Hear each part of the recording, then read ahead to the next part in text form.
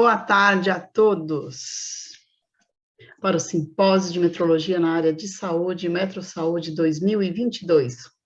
Um evento totalmente online, com a marca da Remesp, que tem por objetivo disseminar as boas práticas metrológicas para todos que atuam nessa área. O tema central dessa edição será metaverso e conectividade, o que muda em benefício da segurança do paciente. Em nome da Remesp, a equipe organizadora do MetroSaúde 2022 agradece aos patrocinadores e apoiadores deste evento. Arquimedes, Biomedtech, LRM Metrologia, Orbis Surgical Technology. Nosso imenso agradecimento a cada membro da comissão científica, palestrantes, moderadores e debatedores, por disponibilizar seu tempo e conhecimento para toda a comunidade científica, industrial e serviços na área da saúde. Agradecemos também a você, participante, que sempre nos prestigia em nossos eventos científicos. Vamos viralizar este conhecimento tão importante para a saúde humana. Compartilhe em suas redes sociais e utilize a hashtag MetroSaúde2022. Antes de iniciarmos, algumas informações importantes para melhor aproveitarmos essa sessão. Os participantes poderão interagir com os integrantes do painel por meio de perguntas, que devem ser inseridas durante cada apresentação no ícone Perguntas e Respostas. Os painéis terão apresentações sequenciais dos palestrantes, e ao final das apresentações teremos um debate coordenado pelo moderador do painel, respondendo às perguntas dos participantes. Além disso, no final de toda a apresentação, estaremos iniciando um novo sistema de captação de conteúdo. Para pleno aproveitamento, solicitamos que todos que iniciem, preferencialmente, baixem em seus celulares o aplicativo Media Code, e dessa forma poderá apresentar, um código que é apresentado no final de cada apresentação, um QR Code, um Media Code, nos finais dessas apresentações, basta apontar que você será direcionado diretamente à apresentação. Caso você não esteja assistindo pelo computador, e o mesmo link vai estar abaixo desse Media Code, você pode acessá-lo em outro momento.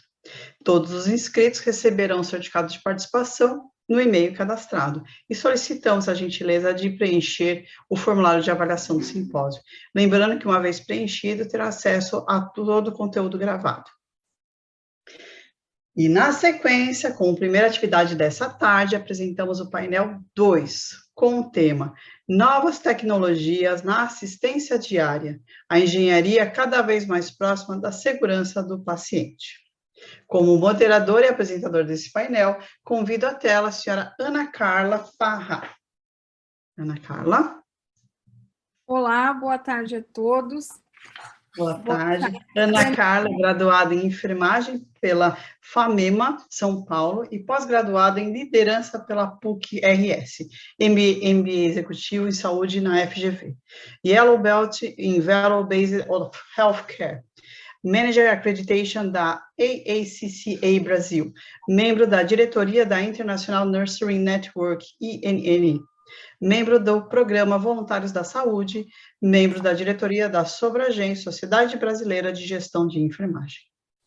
Para compor a mesa e apresentar sua palestra com o tema Robótica, importância da manutenção dos equipamentos e calibração dos equipamentos para a segurança do paciente, convido à tela a senhora Cecília Silva de Ângelo, diretora da SOBECC e supervisora de enfermagem, ACC Camargo Cancer Center. Bem-vinda, Cecília. Cecília é enfermeira supervisora do Centro Cirúrgico e CME ACC Camargo Cancer Center, graduada em enfermagem pela Uniban, Universidade Bandeirantes de São Paulo, especialização em enfermagem de centro cirúrgico, recuperação anestésica e centro de material e esterilização pela Uniban, Universidade Bandeirantes de São Paulo. Curso de robótica pela Intuitive em Houston, coordenadora de enfermagem do programa robótico ACC Camargo Cancer Center. Membro do GEAP, Grupo de Enfermagem e Assistência Perioperatória, pela USP, como pesquisadora. MBA em Gestão de Pessoas, FGV Strong, membro da diretoria SOBECC, Associação Brasileira de Enfermeiros de Centro Cirúrgico, Recuperação Anestésica e Centro de Material e Esterilização. Boa tarde, Cecília, bem-vinda. Convido também a tela para a segunda palestra desse painel, com o tema Utilização dos robôs na assistência, um case de sucesso entre a engenharia clínica e assistência, o senhor Elcio Brito da Silva, consultora integradora. Boa tarde, Elcio. Boa tarde, tudo bem? Boa tarde a todos. Elcio, pós-doc em Ciências pela Universidade de São Paulo, doutor em Ciências pela Universidade de São Paulo, mestre em Engenharia pela Faculdade de Engenharia Industrial FEI, MBA em Sistemas de Informação pela Université Pierre Mendes, França, MBA em Tecnologia da Informação pela Universidade Mackenzie. Possui mais de 30 anos de experiência na liderança de projetos de integração de sistemas voltados para a indústria, além de ser responsável por diversos projetos estratégicos da SPI. Também possui uma carreira acadêmica focada em pesquisas relacionadas às tecnologias e aos impactos da Revolução 4.0 na sociedade. Laureado por contribuições à inovação do setor farmacêutico pela Academia de Ciências Farmacêuticas do Brasil. Bem-vindo, Elcio. Muito obrigado pelo convite. Eu vou apresentar o terceiro componente dessa mesa, com o tema A Visão dos Países Europeus sobre o uso de novas tecnologias e a aproximação das equipes de engenharia clínica e metrologia. Convido à tela a senhora Ana Paula Santana Ruiz, vice-presidente da International Nursery Network, INN. Ana Paula. Muito obrigada. Boa tarde a todos. Obrigada pelo convite. Ana Paula tem licenciatura em enfermagem na Escola Superior de Saúde de Beja em 2002, finalizou o mestrado em psicologia, especialização em psicologia da saúde, realizou a especialização em enfermagem comunitária em 2012 e uma pós-graduação de gestão e liderança nos serviços de saúde. Concluiu investigação científica da gestão e ética na Universidade Católica Portuguesa de Lisboa, Business School de Lisboa. Em 2019, pertence à coordenação da revista Enfermaria Ativa, revista de enfermaria digital de divulgação científica. É vice-presidente da área científica da INN, International Nursery Network, e atualmente mantém atividade assistencial, científica, formativa e associativa. Pertence à APGEL, Associação Portuguesa de Enfermeiros, Gestores e Liderança. Concluí esse ano, primeiro ano de doutorado em psicologia, onde o foco se encontra na saúde ocupacional, riscos dos profissionais de saúde. Obrigada, Ana Paula, desculpe esse português de Portugal com português de Brasil. Está ótimo, obrigada. E para dar continuidade, eu passo a responsabilidade dessa sessão para a Ana Carla Parra, nossa moderadora do painel. Boa sessão para vocês. Sucesso. Olá, boa tarde a todos. Como todos podem ver aí, nosso painel está repleto de uma evolução que vai contar toda a história, né, desde quando tínhamos lá apenas um médico e uma enfermeira trabalhando para cirurgia de um paciente, uma cirurgia totalmente aberta, a chegar agora a procedimentos minimamente invasivos. E o quanto isso foi necessário, essa evolução, foi necessário o envolvimento também de outros membros, né, das equipes, né, a forte participação hoje da engenharia clínica, da engenharia não só clínica, mas de todos os engenheiros aí, fazendo parte, inclusive, das escolhas, né, das escolhas, das tomadas de decisão de compras de equipamentos, de dispositivos para monitoramento de pacientes. Então, começamos aí a contar o nosso painel, né, Cecília, trazendo um pouco sobre a robótica, a importância da manutenção dos equipamentos e calibração de equipamentos para a segurança do paciente. Cecília, seja muito bem-vinda e excelente apresentação. Obrigada, Ana. Gostaria de agradecer ao senhor Celso, à Remesp, a toda a comissão organizadora e a toda a mesa aqui com profissionais realmente competentes dentro da área. Eu vou compartilhar aqui minha tela, tá?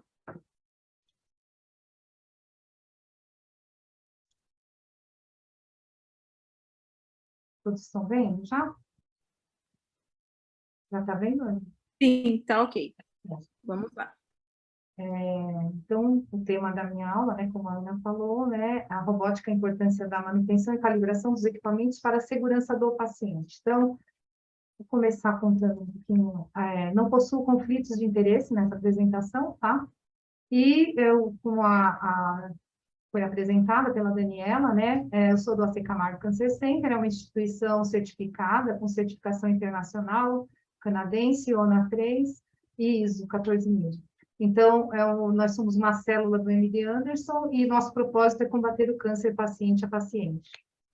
Então, voltando um pouquinho aí na história, né, antes da gente contextualizar o tema, a cirurgia tradicional, ela foi por muitos e muitos anos dessa forma, né? Uma cirurgia sem recursos, assim, assépticos, né? Riscos de infecção, aberta, todo mundo sem máscara, sem luvas, então, sem o mínimo de condições aí, vem uma tecnologia, enfim, né? E aí, só um momentinho. Os procedimentos, né, cirúrgicos minimamente invasivos estão cada vez mais presentes na atividade dos enfermeiros no centro cirúrgico. Eu até ampliaria esse escopo para toda uma equipe multiprofissional, porque hoje toda equipe multiprofissional faz parte, né? Desde aí a cadeia de supply, engenharia e todos dentro desse contexto da cirurgia. Então, esse evento ocorre devido ao aumento das novas tecnologias sendo incorporadas na realidade do bloco operatório, tá? E aí, há um tempo atrás, né, na nossa infância, né, posso dizer assim, na minha infância, né, a gente via aí os perdidos no espaço, né, que tinha aí o robô, né, o Dr. Smith, o robô ficava perigo, perigo, então o robô, já com a inteligência artificial lá, já sinalizava aí o Dr. Smith o que ele devia e não deveria fazer. A família Jetson também, onde tinha aquela secretária, que era robozinho, que coordenava e organizava tudo para a família, né? E aí a gente já começou a montar o nosso mindset, o nosso modelo mental, né? Então, modelo de crescimento, eu gosto de experimentar coisas novas, né? E não um mindset fixo, a gente começou já a fazer uma analogia, né? O que eu quero, qual a perspectiva de crescimento, e aí montar o modelo mental que já vinha aí desde a nossa infância. E aí houve a transformação, né? As transformações numa nova era com a plataforma robótica. E aí, dentro da história da robótica, né, o robô, que é uma palavra tcheca, robota, que significa trabalho, então, nos anos 70, a telecirurgia já entrava na NASA, na corrida espacial. Nos anos 80, no exército americano, né, aquela cirurgia à distância. Hoje, a tecnologia 5G, que já está em experimentos, né, para entrar também. E nos anos 90, a inserção dos novos sistemas robóticos no mundo. Então, aqui tem um modelo de 1995, que é o Zeus, o robô Zeus. E em 1999, o primeiro robô da Vinci, né, que é a plataforma da Intuitive. No Brasil, nos anos 2000, em 2008, chega ao Brasil, né, a primeira cirurgia robótica, né, que foi realizada lá no Albert Einstein. Em 2020, completamos aí 30 anos da técnica laparoscópica, né, no Brasil, da cirurgia minimamente invasiva. E aí, uma linha histórica, breve, aí na evolução da tecnologia da Vinci, que é o robô da Intuitive, pela plataforma da Stratner no Brasil, que foi a primeira plataforma, né, a entrar no Brasil.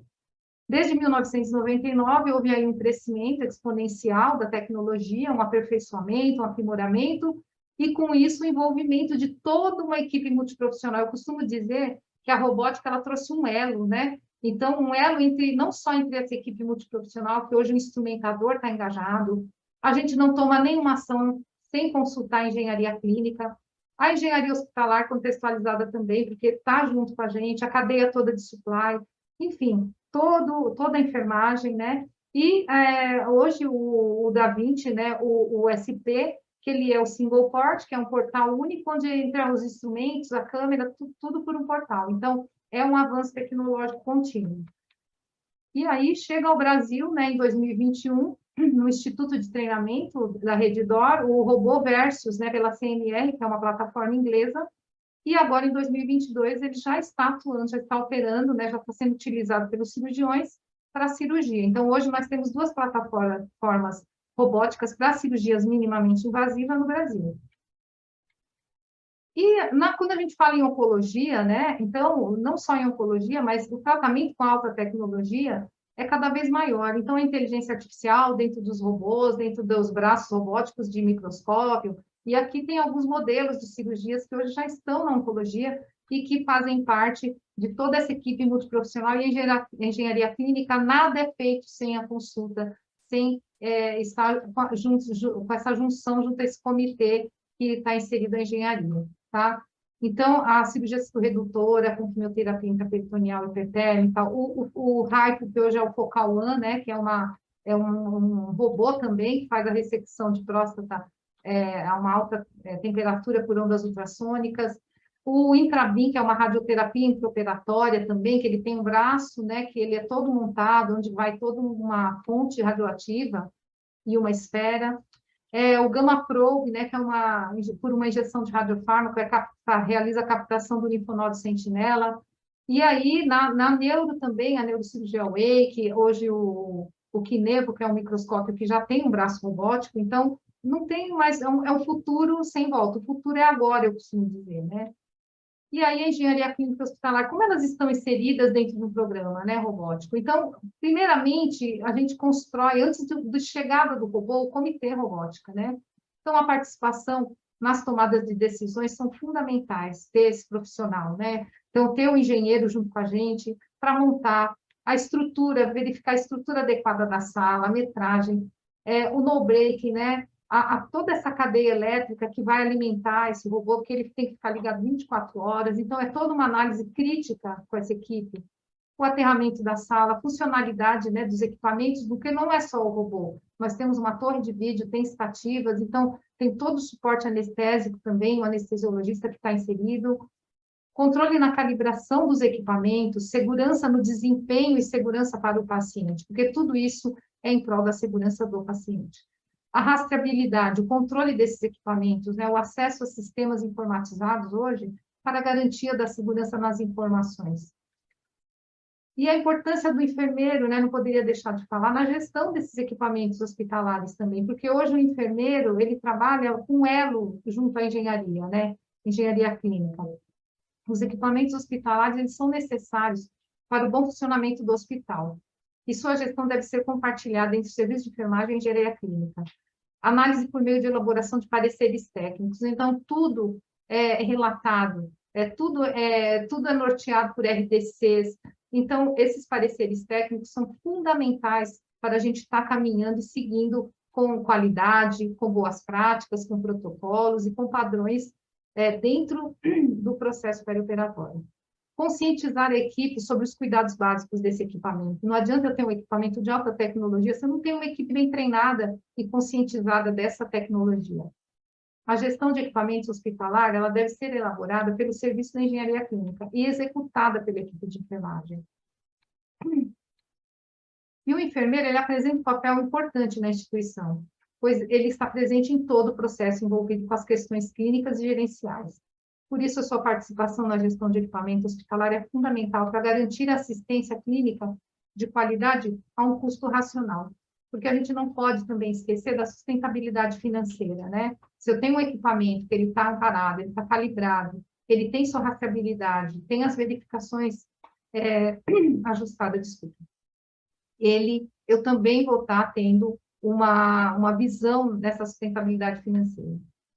E a manutenção preventiva, né, é aquela que é feita de maneira a prevenir problemas, já está falando aí, né, preventiva. A sua principal vantagem é a redução aos danos e desgastes. Então, eu vou prever, né, os custos programados relacionados à reposição de peças ou às trocas de equipamentos, por muitas vezes, né, a gente não pode esquecer que o equipamento, anualmente, ele vai, a tecnologia, ela avança, como eu mostrei para vocês, e aí, com isso, a cirurgia também, ela muda, ela especificamente, então aí a gente acaba alavancando junto com a tecnologia. Aqui alguns benefícios: maior segurança, né, da manutenção preventiva, reparos com maior qualidade e rapidez, melhor planejamento, menores custos, maior disponibilidade do equipamento, da máquina e aumento da vida útil dos equipamentos. E na corretiva, o nome já diz, corretiva, né? A manutenção é aquela que busca corrigir os problemas ou as falhas que os itens já estejam apresentando. Então, é uma manutenção que não é programada, que não na realidade, não é o ideal. Muitas vezes tem falhas e danos que são inevitáveis, mas o importante é a gente manter a preventiva. Ela é realizada sem planejamento e essa manutenção gera alto custo para instituições hospitalares e pode comprometer a capacidade produtiva do setor, né? Caso não haja um equipamento para sua substituição. Os contratos de manutenção hospitalar são importantíssimos, né? Aqui tem um modelo que está disponível na internet do INCA, do robô, né? Então, é importante ter esse contrato de manutenção junto à plataforma, né, do robô. A equipe da engenharia, a equipe de enfermagem está alinhada a esse contrato. O que tem dentro desse contrato? O que rege? O que eu vou precisar? Qual a disponibilidade dessa equipe, né? Se eu tiver um problema com o braço robótico, a gente não pode esquecer que o robô está interligado online, e muitas vezes esse problema ele é antecipado pela Intuitive, para que a gente realize essa manutenção preventiva. A padronização na montagem da sala operatória. Esse aqui é um mapa de interferências, né? Ele foi construído em 2015 pela instituição, e ele foi construído com cirurgiões, anestesistas, anestesiologista, enfermagem e engenharia clínica. Esse mapa de interferências, ele mitiga erros, falhas, ocorrências, e assim, ele está disponível para toda a equipe, então todo mundo vai saber o padrão, o protocolo de cada cirurgia. Esse aqui é um mapa de interferências de uma sala robótica, onde a gente possui 2 consoles. Então, é muito importante esse mapa ser revisitado anualmente. Esse mapa de interferência, em 2018, ele foi publicado pelo IBSP, mas nós já praticávamos essa ação desde 2015. Então, é muito importante. Eu fiquei muito feliz com essa publicação, não foi nossa, foi do IBSP, Instituto Brasileiro de Segurança do Paciente, mas veio de encontro a uma boa prática que já era praticada e que é protocolar. A calibração de equipamentos, né, é super importante, principalmente para nós que trabalhamos num centro cirúrgico, onde possui, assim, diversas e altas tecnologias. Então, é um procedimento importante para garantir a confiabilidade dos serviços médicos, né? Então, torna-se possível aí assegurar a assertividade, o diagnóstico oferecido, bem como o bem-estar de quem passa por exame, cirurgia e outros procedimentos, tá? No sistema robótico, existem ajustes e definições que são monitorados, não só pela engenharia clínica, mas também, como eu falei para vocês, a empresa do sistema, a robótica, através de conexões online por 24 horas com a empresa, com a fabricante, que é a Intuitive. Esse trabalho em parceria mitiga possíveis falhas não recuperáveis e prevê futuros problemas no sistema robótico, tá? E a rastreabilidade dos equipamentos, que é super importante. Então, o aumento das tecnologias voltadas para o suporte de vida e a necessidade de ter o controle desse equipamento disposto no hospital, ou qualquer outro que seja dentro da instituição da saúde. Então, é super importante eu saber onde está esse equipamento, para onde ele foi e para onde ele vai. Então, o sistema informatizado hoje ajuda bastante nesse sentido. O conceito dessa rastreabilidade surgiu inicialmente da necessidade, né, de saber onde está esse local do equipamento, né, e onde ele se encontra dentro dessa cadeia logística. A gente hoje possui um vasto parque tecnológico, e a gente já pensou assim, ninguém sabe, como, por exemplo, aqui nós temos 3 torres cirúrgicas, então é muito importante a gente ter a rastreabilidade, né, com a verificação e as calibrações em dia. O simulador robótico Mimic, né? Então, o simulador robótico Mimic é um equipamento muito importante que a engenharia ela tem um papel fundamental, porque é um equipamento que é utilizado pela equipe médica somente. E a enfermagem ela faz o controle, mas a engenharia é fundamental para estar nos sinalizando. Então, o médico ele faz os exercícios, né? Onde ele pratica sua destreza, suas habilidades. Ele tem exercícios com procedimentos cirúrgicos, né? E o aplicativo onde ele faz esses exercícios, ele tem que ter uma carga horária de exercícios. E dentro dessa carga horária, ele vai para a primeira cirurgia como um titular. E aí, dentro das cirurgias como titular, ele alcança uma certificação e depois uma certificação de proctoria, que é ensinar, começar a partir daí ensinar os outros cirurgiões. Então, é um equipamento muito importante, que ele é de exercícios, mas que ele precisa estar bem alinhado, está bem ajustado, e a engenharia tem um papel fundamental para estar controlando esse equipamento, para que ele não tenha nenhum problema e um desarranjo, um desajuste. Dentro desses controles necessários, a chave do robô emergencial, o checklist de conferência do robô. Então, diariamente, manhã, tarde, noite, durante 24 horas, temos um checklist de conferência realizado pela enfermagem e pela engenharia clínica, onde a gente verifica os cabos da internet, o joystick, os braços robóticos, enfim, todo o desempenho desse robô, porque nem sempre ele vai estar em cirurgia, mas todos os dias ele tem que ser ligado e ser calibrado. calibrado não, perdão, ele tem que ser ligado e tem que ser testado e verificado.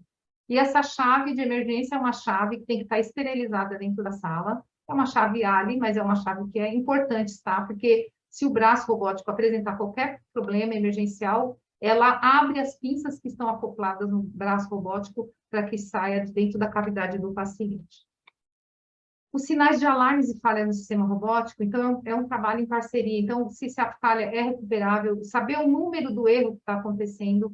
Então, a engenharia tem um papel muito forte aqui conosco, que é a verificação quando acontecem essas falhas, se elas são recuperáveis. Quando ela acontece, a gente tem que desligar o robô e religá-lo, né? E aí, se a falha for recuperável, a gente consegue recuperar o sistema para continuar a cirurgia. Então, a engenharia, ela está aqui junto com a gente quando isso acontece. A gente precisa ter o rol dessas falhas e erros para ver, para estar fazendo análise junto à empresa, para ver se for recorrente, enfim, para a gente estar fazendo uma análise crítica, entendendo aí o porquê que está acontecendo. As RDCs, eu não vou me ater muito, porque foi falado aí amplamente durante esse evento maravilhoso, que a gente aprendeu muito com profissionais muito engajados, né? A Anvisa, né? Então, as RDCs pela Anvisa é super importante que estão dentro das tecnologias, a gente segue RDCs, a gente segue normas, regulamentações, as boas práticas das sociedades, né? Nossos conselhos, para estabelecer aí a rastreabilidade, determinar um plano, né, de gerenciamento dentro das tecnologias, né? Dentro da área da saúde, dentro da nossa área, garantindo aí a segurança do paciente. A RDC 50 é super importante, né, para nós da enfermagem, também para a engenharia clínica, porque nessa RDC 50, que agora é RDC 15, né, foi atualizada para a RDC 15, é super importante, a CME e a engenharia clínica, nós trabalhamos juntos, às vezes, o dia inteiro, porque é uma área com muitos equipamentos automatizados, que já tem inteligência artificial, e que é super importante a gente estar monitorando o desempenho através de testes, através das calibrações, as validações anuais que existem. Então, é super importante esse engajamento junto com a equipe da engenharia clínica. Como eu falei, o treinamento multiprofissional, o engajamento é super importante com a equipe. Então, aqui a nossa equipe da engenharia, né? Então, hoje nós temos bastante mulheres dentro da engenharia clínica, dentro da instituição, que fazem um papel bacana, fundamental também, junto com a gente. Aqui, essa foto, eu aqui com os engenheiros aqui, quando chegou o robô em 2013 na instituição, então nós estávamos lá de madrugada, todo mundo da engenharia, enfermagem juntas, né? E nas simulações realísticas, através das especialidades que acontecem, a engenharia está junto com a gente, porque a simulação realística é super importante. A gente vai prever qualquer falha, qualquer erro, qualquer discussão que exista, a gente vai fazer aqui, dentro das simulações realísticas. Então, o engajamento e o treinamento são fundamentais. E os indicadores, como que eu vou gerir se eu não medir? Os indicadores são importantíssimos. Então, sem indicadores, gente, não há gestão. E sem gestão, com certeza, não vai ter qualidade. E a qualidade foi muito falado nesse evento. A gente precisa medir. Quando eu meço, quando eu tenho indicadores, eles vão me dar subsídios para garantir a segurança do paciente, vão me dar subsídios para eu avançar nessa tecnologia, porque eu estou mostrando se o desempenho está sendo bom ou não, enfim, né? E a conclusão de tudo isso, que o futuro tecnológico, a inteligência artificial, nos traz a certeza não somente da entrada de novas e altas tecnologias aos tratamentos, mas sim também de que o trabalho em equipe e engajamento multiprofissional são essenciais para os resultados com qualidade e garantia da segurança do paciente. E Deming já falava, engaje todos da empresa no processo de realizar a transformação. A transformação é da competência de todo mundo. E aqui ele já previa que o trabalho multiprofissional, o engajamento, o trabalho em equipe é tudo. E agora, mais do que nunca, com o avanço tecnológico. Muito obrigada, fico aí à disposição aí para as perguntas. Excelente apresentação, Cecília, muito bom. Agora nós vamos chamar o Dr. Elcio Brito, que vai falar sobre a utilização dos robôs na assistência, um case de sucesso entre engenharia clínica e assistência. Vamos lá, doutor Elcio. Bom, vamos lá. A gente está vendo agora, né? A gente está falando de robótica aqui dentro da saúde, mas o robô tem tá por tudo quanto é lugar, né? Todo mundo viu as fotos aí do nosso querido robozinho aqui, o James Webb, né? A gente, que nada mais é do que um robô, né, que a gente tem aí. Então, a gente tem o robô hoje sendo aplicado em grandes coisas, né? E também em pequenas coisas, né? Por exemplo, você vê um robozinho desse tamanho aqui, né? Dá uma olhada no robozinho que o pessoal está desenvolvendo, né? Um robô que é minúsculo, olha ele dentro em relação a uma moeda, né? Então, a robótica está aí se espalhando para tudo quanto é lugar. Eu acompanho a questão da robótica faz um tempo, né? E com o 5G, você vê que agora realmente você tem o controle total dos robôs, né? O robô está fazendo, né? Jogando sal aí, fazendo um omelete aí, né? Eu divido meu dia a dia entre duas coisas. O tempo que eu gasto aqui como sócio da SPI, né? SPI é uma empresa de engenharia. Nós temos dentro da empresa cerca de 138 engenheiros da área mecânica, da área de produção, da área de software, da área elétrica, né? Então, a gente tem 30 anos de mercado. Então, nessa história aqui dentro da SPI, nós chegamos a implementar mais de 1.350 robôs. Então, a gente implementou robô para tudo quanto é coisa. A gente já colocou robô funcionando em montadora, nós já colocamos robô em indústria alimentícia, nós já colocamos robôs em fábrica de clones de mudas, de eucalipto. Então, a gente já teve oportunidade de usar robôs em várias aplicações, né? E em 2016, a gente estava acompanhando muito isso também do ponto de vista de pesquisa lá na USP, né? Eu estava fazendo meu pós-doc lá e a gente resolveu abrir uma disciplina para começar a acompanhar os impactos que a gente ia ter, não só da robótica, mas das outras tecnologias que a gente chama de tecnologias da indústria 4.0, né? Ou melhor, tecnologias da Revolução 4.0 na sociedade. E a gente propôs essa matéria em 2016 na USP, e na Poli, e a gente ficou animado com o resultado da disciplina Poli e a gente acabou fazendo uma outra disciplina na medicina, chamada Automação e Saúde, né? Então, a gente tem hoje duas disciplinas lá que a gente colabora, né? E o que chama muito a atenção de 2016 para agora, para 2022, nesses 6 anos, né? A forma como a robótica está se desenvolvendo fora das aplicações industriais, né? E essa forma como ela está se desenvolvendo, ela é impulsionada basicamente por 3 grandes fatores, né? Um dos grandes fatores, com certeza, é a machine learning, né? Toda a capacidade que hoje o robô tem de trabalhar a questão da imagem, de reconhecimento, né? É algo espetacular, né? A outra questão que está fazendo muita diferença em termos de aplicação, para a gente poder aplicar o robô, é que a robótica, a gente fala que a gente usa normalmente no mercado, a gente fala no mercado que o robô saiu da jaula, né? A gente viu aí a aplicação, né? Como foi apresentado na apresentação anterior, do Da Vinci, né? Mas o que a gente vai ver no futuro bem próximo é uma explosão da robótica colaborativa, né? Que é muito barata, né? Então, a robótica colaborativa vai ajudar não só dentro do centro cirúrgico, mas em qualquer tipo de atividade que você tenha no hospital, né? Que você possa fazer para evitar, por exemplo, contaminação, né? A gente sempre fala muito, vamos usar da tecnologia para proteger o paciente, né? Na indústria, o caminho normalmente é o contrário. Você usa toda essa tecnologia para proteger quem está na linha de frente, para proteger ou seja, proteger os médicos, no caso da saúde, para proteger as enfermeiras, né? Então, a tecnologia está lá também para isso, né? Para evitar, por exemplo, na época do Covid, que você se contamine. Então, como é que a gente poderia estar usando o robô para isso, né? Como é que a gente poderia, não só o paciente, mas como é que a gente pode evitar que quem está na linha de frente se prejudique, né? A questão da ergonomia é uma questão chave quando a gente fala de robótica, né? Então, você ter os robôs ajudando a gente no dia a dia, né, é algo que realmente a gente espera que aconteça de uma forma bem mais radical no nosso dia a dia.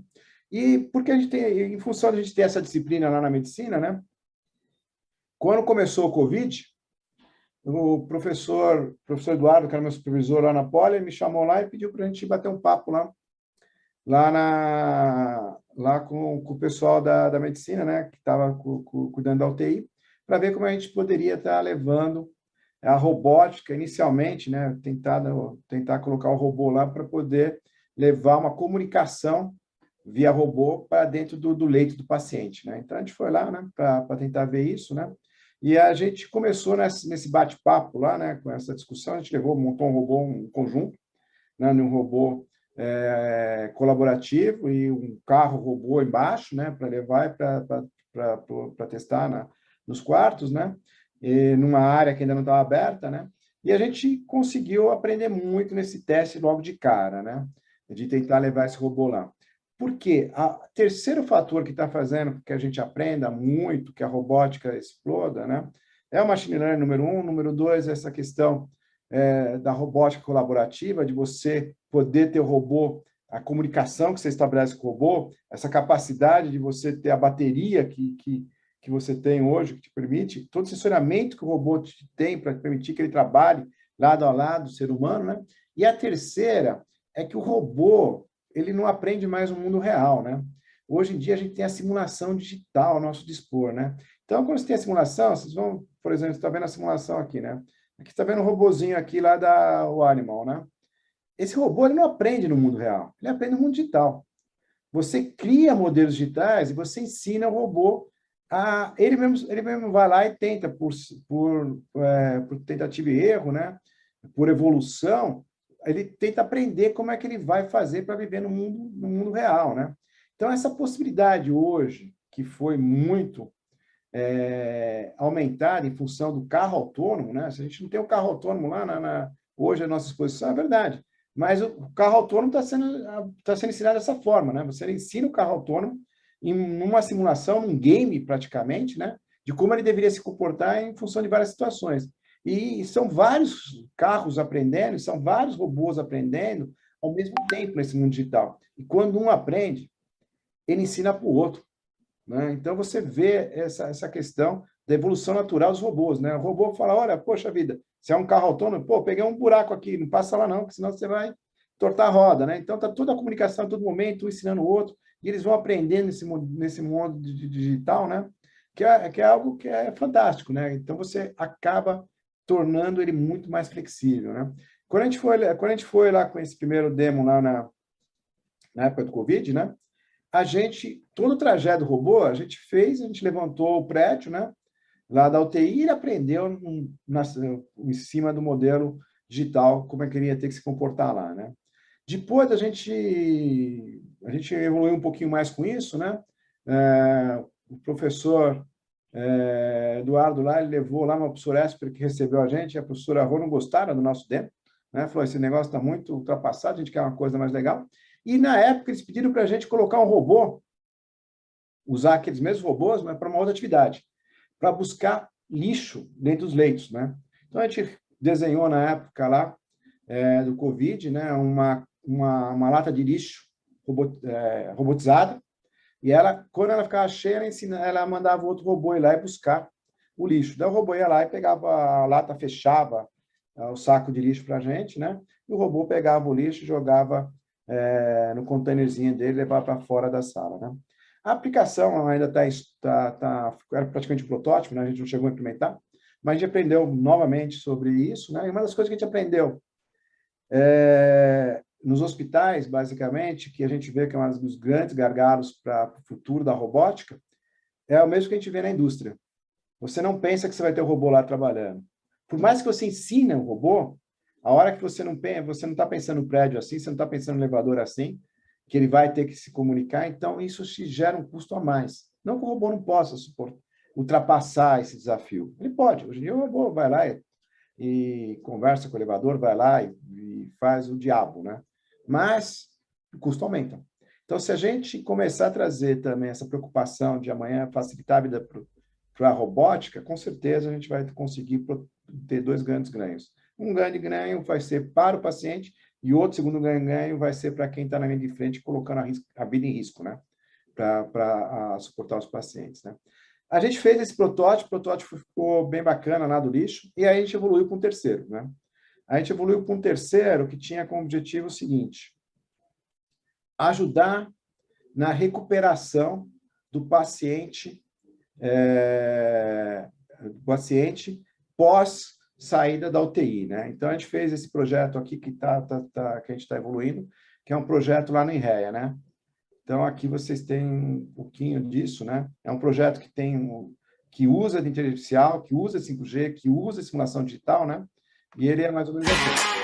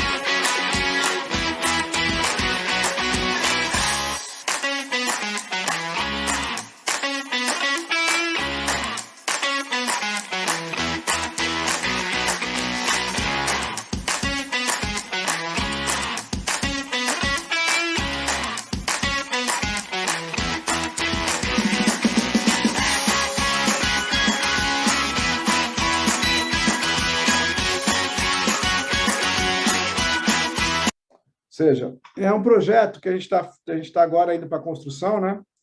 Final, a gente está chegando à etapa de construção. É um projeto que a gente refez o equipamento, que é o cicloergômetro, de forma mecânica. A gente criou toda a parte eletrônica para controlar o cicloergômetro, ou seja, controlar a motorização dele, integrar com os sinais do paciente, integrar com os estímulos elétricos que nós fazemos. Então, você coordena sincroniza que hora que você faz estímulo elétrico, que hora que você vai fazer o estímulo através do motor, né? A gente estamos integrando isso com o prontuário eletrônico, então você tem os dados do paciente também, todo o prontuário integrado com isso. Tem uma parte de realidade aumentada para também tentar estimular o paciente durante o tratamento, né? E é um projeto que a gente está usando 5G também, né? Que permite com que a gente, agora que a gente está chegando na fase de execução, que a gente possa colocar esse ciclo, né? Não no hospital, mas numa clínica perto do paciente, de forma que o paciente não tenha que vir para o hospital para se testar, para fazer a fisioterapia, né? De forma que você possa colocar um HoloLens, levar o médico por meio de uma pessoa de suporte na outra ponta, a acompanhar o paciente numa clínica perto dele, né? Então, você está trazendo para esse mundo. Nesse projeto aqui que a gente está fazendo, né, a gente tá criando uma plataforma para facilitar com que outros equipamentos de reabilitação sejam colocados. Já está sendo feito um outro equipamento de reabilitação também, que está sendo entrado em teste, né, que usa toda uma tecnologia também de robótica colaborativa para trabalhar os membros superiores, né? Então, hoje, a robótica está muito na nossa mão, né, de a gente poder criar, não precisa vir lá de fora tudo, né? A gente tem a possibilidade de construir muito do que a gente quiser aqui no Brasil mesmo, né? Esse projeto a gente está fazendo com a USP, com a FEI e com a Mauá, né? Na verdade, esse com a USP, com a USP tem um outro que está sendo, com a USP e com a Mauá, tem um outro que está sendo feito com a FEI, né? Também, mas você tem equipes hoje nessas 3 universidades que conseguem trabalhar muito bem a robótica, né? Porque, no final, a gente não está falando que a gente vai construir o robô vem, o braço vem, o carro, se você quiser colocar o carro embaixo, um carro robotizado, se você quiser usar a ferramenta de simulação digital, todos isso estão disponíveis, né? O trabalho, na verdade, é um trabalho de integração, de você juntar as peças e construir aquilo que você quer, seja para reabilitação, seja para te ajudar dentro de uma operação, dentro de uma sala de cirurgia, dentro de uma movimentação do paciente. Os componentes, a gente tem hoje disponível esse Lego. Esse Lego está disponível, as plataformas, a gente não tem nenhum limite hoje para usar as melhores plataformas de tecnologias aí que estão disponíveis na cloud, para a gente poder brincar e fazer o que a gente quiser. Então, nesse projeto, por exemplo, você pega a ideia, número 1, é que você tenha, em função do treino, né, como do mesmo jeito que o robô aprende, no mundo virtual, que você não está ligado ao tempo e espaço, você pode ter milhares de cópias do robô no mundo digital, e no mundo digital você vê qual que é o melhor, você também pode criar no mundo digital várias cópias do ser humano. Hoje você já tem, na plataforma, por exemplo, da SoSystems, você tem modelos multiparamétricos, né, em que você consegue simular vários dos músculos. E aí você fala assim, vamos ver qual treino que se adapta melhor a essa pessoa. Passa a pessoa por cria um template, passa a pessoa por uma ressonância magnética, joga os dados no template, e quem vai fazer exercício antes, quem vai fazer o treinamento antes do paciente, vai ser o gêmeo digital do paciente. E aí a gente vai conseguir ver qual é o melhor treino, qual que é a melhor rotina a ser passada do paciente antes de ele gastar uma gota de suor, né? Então, isso daí está tudo disponível. Né? Hoje, toda essa tecnologia está disponível, tudo está muito as a service, né? Então, está muito ligado hoje à nossa vontade de inovar e muito ligado à nossa vontade realmente de desafiar o que está aí e tentar criar algo novo aí para o paciente e também não só o paciente, mas para quem está na linha de frente. Eu acho que a principal mensagem que eu queria deixar aqui é isso, né? A robótica, quando eu comecei a trabalhar, né? Há 30 anos atrás, eu lembro que eu peguei um pedido enorme na GM, e aí, quando eu estava feliz, né, com aquele pedido, o diretor da GM me chamou e falou, a única coisa que você está feliz aí, bacana, fico feliz também por você, mas a única coisa que você tem que tomar cuidado é segurança de quem está na linha de frente. Nunca na sua vida queira ir na casa de nenhum dos seus funcionários para falar da família dos seus funcionários, falar que teu funcionário não vai voltar para casa, para a família dele, entendeu? Então, no Covid, a gente percebeu muito que tinha muito mais a ser feito para proteger quem está na linha de frente, para evitar que o pessoal se machuque, e que eu acho que isso talvez é algo que a saúde pode dar uma melhor, o pessoal que está na área de saúde pode dar uma puxada nesse tema e tentar trabalhar um pouquinho mais a contaminação e a ergonomia. A robótica está aí para ajudar. Basicamente é isso, gente. Obrigado. Hein? Espetacular, Elcio, espetacular. Muito bom. E realmente está vindo para ajudar. E quanto mais falamos aí na robótica, mais agregamos, integramos as equipes, né? As equipes multiprofissionais. Isso está excelente. Muito obrigada. Quer falar alguma coisa? Não, eu só tenho a agradecer. Obrigado, né? Vamos ver agora a doutora Ana. Vamos Obrigado. lá, Ana. Ana Paula foi falar sobre a visão dos países europeus sobre o uso de novas tecnologias e a aproximação das equipes de engenharia clínica e metrologia. Vamos lá, boa apresentação, Ana.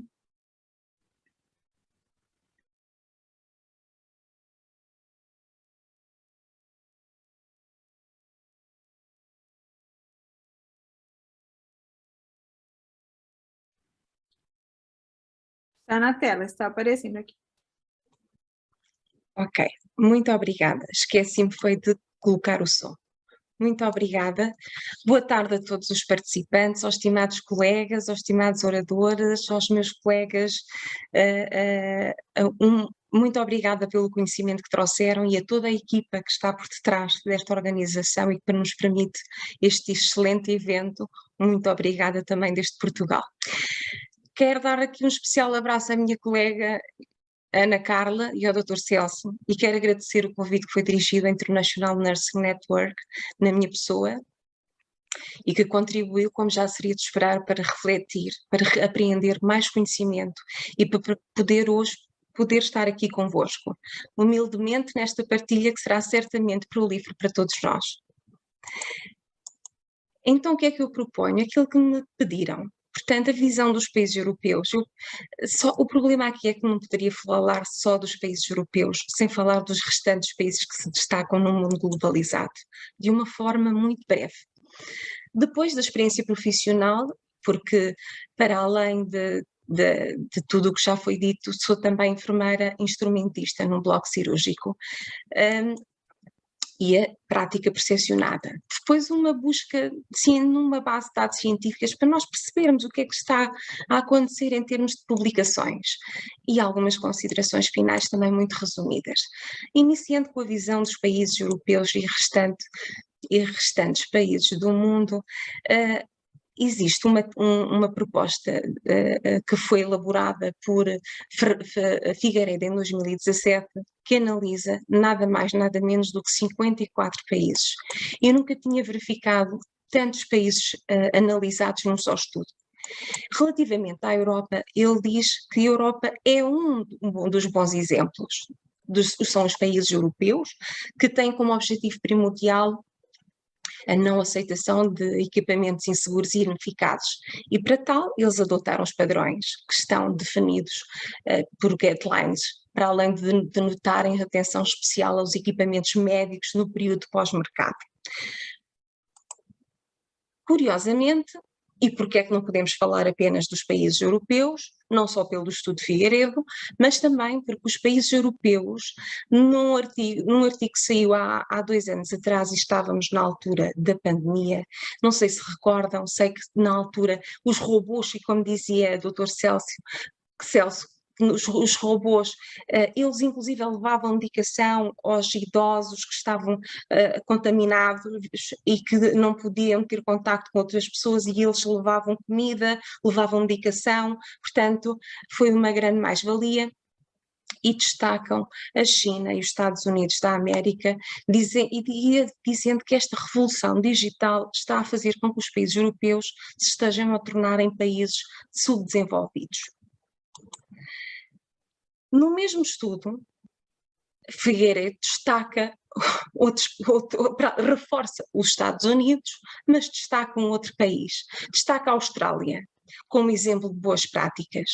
Ele diz que a Austrália ela desenvolve ações de registro de todo o parque tecnológico na área da saúde, ela faz comparações, ela envolve a comparação de falhas para ultrapassá-las, ela cria ambientes de avaliação técnica que visam o desenvolvimento de novas normas. E isto é extremamente, eu costumo dizer, é extremamente útil quero dizer, como um modelo a seguir. Os Estados Unidos, nós sabemos, e já foi referenciado, que por exemplo, da década de 90, não é? Que é quando se dá o boom em termos da robótica, portanto, eles utilizam um modelo fundamentado na lei de Safe Medical Device Act, e em que este modelo eles deviam relatar e informar o fabricante do produto de todos os casos e falhas que ocasionaram mortes ou sérios danos decorrentes do uso deste instrumento. E num prazo máximo de 10 dias. Era um relatório completo, era um relatório que tinha detalhes bastante definidos e muito minuciosos, e daí estarem destacados. Não obstante, e de acordo com e para já temos que referir aqui que se consegue depreender toda esta confiabilidade conferida aos equipamentos eletromédicos, que é de extrema importância para a emissão de laudos médicos corretos e para as decisões de engenharia clínica. Não obstante, dizia eu, Locati, que é outro autor que não Figueiredo, em 2003 dizia: a calibração dos equipamentos eletromédicos ainda é ineficaz e pouco usual no Brasil, mas isto foi em 2003, o que é reforçado por inexistências políticas públicas, dizia, a fim de impor critérios mínimos de desempenho através de regulamentação e de normatização. Ele dizia ainda que se podia destacar a falta de procedimentos normalizados, devidamente documentados e disponíveis para todos. E agora fico extremamente satisfeita, e por isso é que estes eventos são importantes, porque, de acordo com Elcio, afinal, o nosso colega da apresentação anterior, que está no Brasil, que está dentro de todo este conhecimento, ele diz que estão avançando com iniciativas de robotização na saúde, envolvendo a USP, EI e a AUA. Portanto, a integração de iniciativas nestas universidades está sendo facilitada pela Agência Brasileira de Desenvolvimento Industrial. Obrigada, Elcio, pela informação. De acordo com o mesmo autor, o que é que acontece? Ele fala-nos de países, como nós não podemos deixar de referir, que não possuem relações de proximidade nem fronteiras. Estamos a falar dos países africanos. Ou seja, o facto de não terem regulamentações em relação a políticas particulares de cada país, vocês já podem imaginar as dificuldades. E não são desafios, mas os problemas que têm por diante. Ele refere também que esta realidade africana é bem similar à realidade do Oriente Médio. E ele diz aqui que, principalmente, destaca um treino inadequado, destaca problemas de infraestruturas e destaca a falta de profissionais para a gestão da tecnologia, entre outros problemas. Estes são os mais comuns. Mas a OMS diz, independentemente da região do globo, o fator preponderante está associado ao desenvolvimento do próprio país. Embora reconheça que tem havido evolução nos últimos anos, nós encontramos, na minha opinião, numa área com pouca visibilidade, com tudo o que está a acontecer, e por isso, mais uma vez, reforço a importância destes eventos, mas também reforço a importância de publicações, porque se nós não divulgarmos, não existe visibilidade, não sabemos o que está a acontecer. E a pouca visibilidade corrobora com a literatura que existe. É uma área que é desconhecida muitas vezes por profissionais da área da saúde, em muitas organizações que têm serviços de manutenção. E nós, quando falamos em serviços de manutenção, nós estamos a falar muitas vezes de engenharia clínica.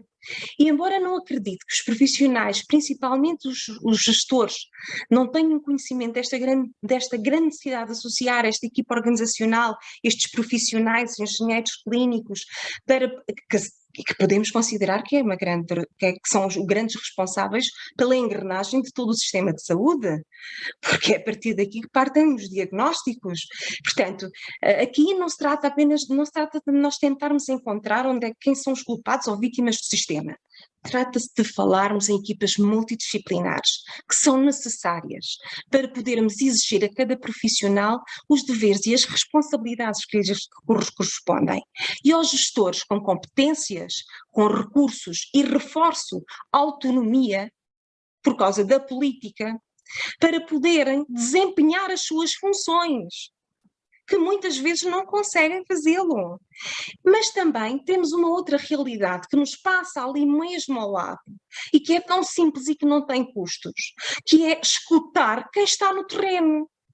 Se há queixas de que algo não está a funcionar, nós temos que valorizar quem nos diz no terreno que algo não está a funcionar, porque se precisa de uma solução para o seu problema.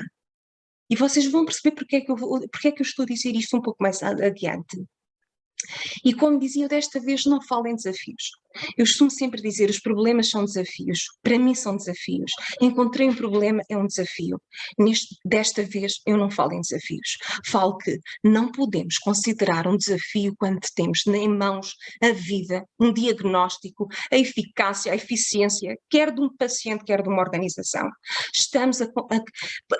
Podemos considerar que entramos num campo extremamente complexo a nível político e organizacional. Pois as recomendações internacionais prevêem que todos os sistemas de medição devem apresentar resultados confiáveis, sem sombra de dúvida. Neste artigo científico, que é de 2013, o seu estudo, e lamento que não haja muitos recentes, os mais recentes deixei um pouco para trás, mais para a frente, para podermos falar como sugestão de leitura. Apesar da inovação trazer consigo a necessidade deste aprimoramento da gestão em tecnologia, ainda são discutidas as responsabilidades da tecnovigilância e o papel da engenharia clínica. Porquê? Porque atua como catalisador de informações nos diferentes níveis da cadeia metrológica dos equipamentos eletromédicos. Mas ele diz que a realidade realmente, muitas vezes, não é aquilo que nós gostaríamos que fosse. Por isso, contar com um trabalho do engenheiro clínico é um diferencial para qualquer instituição hospitalar, qualquer, seja no auxílio das tomadas de decisão, seja no trabalho operacional com máquinas e equipamentos. E de acordo com a Anvisa, ela publica-nos 9 indicadores e que nós temos que estar muito atentos, e principalmente quem é gestora. Custo do equipamento parado. Por exemplo, percentagem de conclusão de programas de manutenção, tempo de resposta, custos de manutenção versus valor do equipamento, reparos repetidos, tempo médio de retorno, números de ordens de serviço do setor hospitalar, horas produtivas por horas disponíveis, custo diário de um leito parado. E tudo isto poderíamos englobar em indicadores de 3 grupos: temporais, qualidades e custos. Contudo, temos uma questão simples. Nós poderíamos resolver isto de uma forma muito simples. Reparem, naquilo que foi falado pelos nossos colegas, com uma contratação de um técnico que passa a ser funcionário da instituição, ou então, como dizia a nossa primeira colega, por meio de um contrato com uma empresa especializada. Não é? E aqui já tínhamos as soluções relativamente a algumas. Mas olhando numa perspectiva organizacional este assunto, e o artigo diz que pode causar, eu digo causa, aumentos de custos com a saúde, aumento do número de exames de acompanhamento, de medicamentos, do tratamento do paciente que foi diagnosticado incorretamente como portador de uma determinada doença que acarreterá custos para a saúde. Nós estamos a falar de coisas extremamente sérias e de uma necessidade brutal de que a engenharia clínica esteja em tudo onde esteja a saúde. Todos nós já nos demos conta da importância da tendência global de inserção desta tecnologia e em procedimentos de atendimento à saúde. Já percebemos, e como foi dito também pelo colega anterior, se refletirmos, houve uma mudança de paradigma, e era inevitável esta transformação na atuação dos profissionais. Recordem-se que há muitos anos atrás, e os profissionais baseavam-se muito pela experiência e intuição. Hoje o que é que temos? Temos o diagnóstico, temos o tratamento dos pacientes que passaram a depender amplamente de variáveis, de indicadores de resultados, fornecidos pelo quê? Pela tecnologia. É verdade que a engenharia clínica está cada vez mais em expansão, mas vejamos o que aconteceu há 2 anos, mais ou menos 2 anos e qualquer coisa, com a pandemia. Nós verificamos realmente que a capacidade de suporte ventilatório pulmonar foi ampliada. Ou seja, as organizações de saúde expandiram no seu parque tecnológico para combater o Covid-19 e todo este cenário causado pela Covid-19 teve uma elevada influência na gestão dos processos de saúde. Quem é que foi fundamental? O papel do engenheiro clínico. Falou-se dele? Pouco ou nada. Foi o diferencial para a implementação de novos leitos. O processo de aceleração da aquisição, instalação, manutenção, calibração dos equipamentos teve total envolvimento da engenharia clínica. Nós precisamos da excelência da engenharia clínica e precisamos de pensar que ele tem que estar incluído nas equipas multidisciplinares. Experiência profissional. Passamos a outro tópico. Depois destas reflexões, aqui estou eu com o meu marido, num bloco cirúrgico, e a minha experiência enquanto enfermeira instrumentista, e aqui tive de parte a parte da enfermeira gestora, os enfermeiros estão preparados para procederem a falhas de equipamento do dia-a-dia, por isso também o engenheiro clínico faz o treinamento, mas que não sejam falhas críticas. Porque quando nós falamos em falhas críticas, estas falhas exigem, imaginem, aquilo que vocês veem atrás desta fotografia é um microscópio que é utilizado nas cirurgias de oftalmologia, por exemplo. Imaginem se está um paciente a ser intervencionado, não é? E há uma falha que faz com que a visão do cirurgião não se consiga calibrar, que haja um problema em termos de programação. Ele vai ter que se desenrascar de alguma maneira, mas não pode ser lesado o paciente. E é uma falha crítica. Podíamos dizer que exige, ok? Podíamos ter uma duplicação de material, pela falta dos engenheiros clínicos no local em tempo real. Mas esta duplicação de material não existe na maior parte dos centros ou organizações de saúde. E poderá existir, eventualmente, em centros de alto rendimento. Porquê? Porque têm custos muito elevados. Não podemos deixar de lado de que os médicos, os profissionais de saúde aliados à praticidade destes instrumentos de medição passaram a confiar cada vez mais nos seus diagnósticos, a proferir tratamentos baseados nos resultados das medições. E a preocupação com o risco do uso de equipamentos e instrumentos sem a adequada avaliação metrológica tornou-se evidente somente após o ano de 1990, com a publicação, por exemplo, de um resultado em Harvard Medical Practice Study sobre eventos adversos, onde se concluiu que 3,7% dos pacientes hospitalizados sofreram de eventos adversos, sendo que 13,6% destes incidentes ocasionaram mortes. Isto de acordo com Mendes no seu artigo de 2005.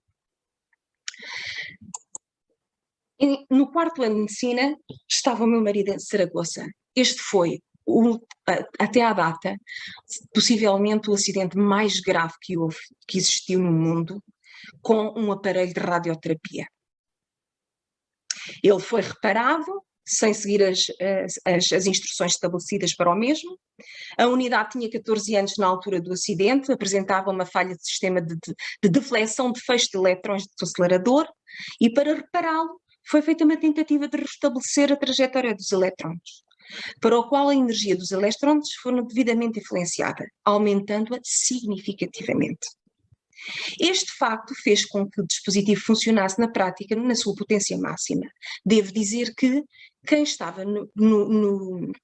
na altura no serviço desconectou aquilo que a nossa colega Cecília disse que é extremamente importante, que eram os sinais de alarme para falhas que eram necessárias. Ou seja, ele deixou de dar sinais de alarme. O que é que acontece? Ao manipular o aparelho, o médico responsável, que estava a pensar que controlava a energia dos elétrons, porque observava aquilo que estava a emanar em termos de radiologia, em vez de emanar 7 megavolts, o último emanava 40, em torno de 40, ou seja, mais de 25 pacientes morreram nestas sessões de radioterapia. Portanto, não estamos a falar de algo com que não tenhamos que nos preocupar.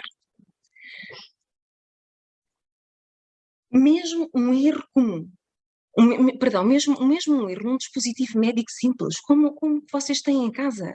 Quem não tem em casa um aparelho de glicémia, um termómetro, um aparelho de avaliação da pressão arterial, pode levar a uma tomada de decisão clínica que muda a tomada de decisão em termos do tratamento do paciente. Não podemos de deixar de pensar que em algumas condições estes erros clínicos podem causar dor. Mas o problema é que também podem causar incapacidade permanente ou temporária. E em algumas situações também pode causar a morte, como já vimos. Portanto, não estamos, mais uma vez, olha, por exemplo, na área da oftalmologia é normal que eu traga, e na experiência profissional, um autorrefratrómetro, que é um equipamento utilizado, quem de vocês não fez já se calhar isto, porque quando nós vamos ao oftalmologista a uma consulta, já viram a quantidade de pacientes que passam por um autorrefratrómetro para se fazer a graduação dos óculos? E com ele obtém-se a graduação aproximada rapidamente, acelerando o processo de refração, tal como o processo de consulta, porque vocês também sabem que os processos de consulta também são indicadores a contar em termos organizacionais, o tempo da consulta. Portanto, é um equipamento que é essencial. É a totalidade dos pacientes que realizam estes testes para além de outros, e estamos a falar que também existem autorrefratrómetros muito mais complexos do que este, não é? Mas que deveria ser calibrado quase diário. E pergunto, e será que isto acontece mesmo? Num estudo de Coutinho 2018, a maior parte dos pedidos de reparação, reparem com o que é que ele estava relacionado, com o mau uso dos equipamentos. Por quedas ou falta de habilitações no manuseamento do equipamento, e pode causar danos em peças, e em termos cirúrgicos, em termos de oftalmologia, é fundamental, e erros internos de ajustamento nos setores de maior criticidade, que é este, onde se exige o máximo de cuidado ao utente. Ele diz-nos também que os problemas com as empresas de manutenção, muitas vezes, têm a ver com a demora do tempo de resposta, com a deficiência da reposição de peças e com a falta de mão de obra especializada. Não significa que os colegas que estão lá, que não façam o contacto, que não façam a notificação, que não tenham cuidado mas isto acontece, isto está publicado, isto foi estudado, não é? Como é que nós poderíamos resolver isto? A melhor conduta, capaz de mudar a situação, seria a aquisição de mão de obra especializada e ferramentas para reduzir o tempo de ociosidade dos equipamentos, de maior criticidade, e aumentar o seu uso rotineiro. Na gestão da manutenção de empresas, seja qual seja o seu ramo de atividade, por exemplo, neste caso de estudo que houve, de um autor francês, ele diz que, por exemplo, a maior percentagem de ocorrências está na falha do equipamento. Na falha do equipamento, outra está no desgaste da peça, outra nos erros de operação, outros no abuso de utilização e outros no mau contacto. Quando nós fazemos uma busca científica e passamos a dividir o tema que me deram, quando faço a junção do tema, de acordo com esta equação de pesquisa, não encontro nada publicado. Então, dos 226 artigos que eu consegui recolher das duas primeiras,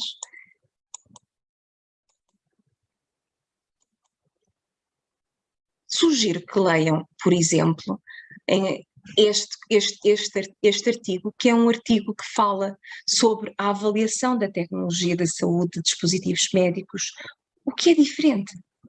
E é uma visão de 3 projetos europeus, que eu não tenho tempo para estar aqui para vos falar de tanta coisa.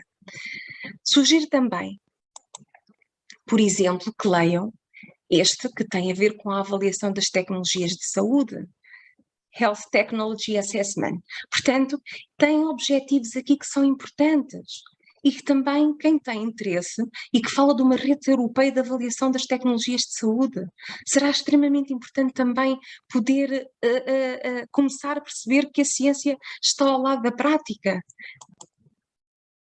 Depois temos outro que nos fala sobre os desafios vivenciados nas organizações, de acordo com Health Technology Assessment.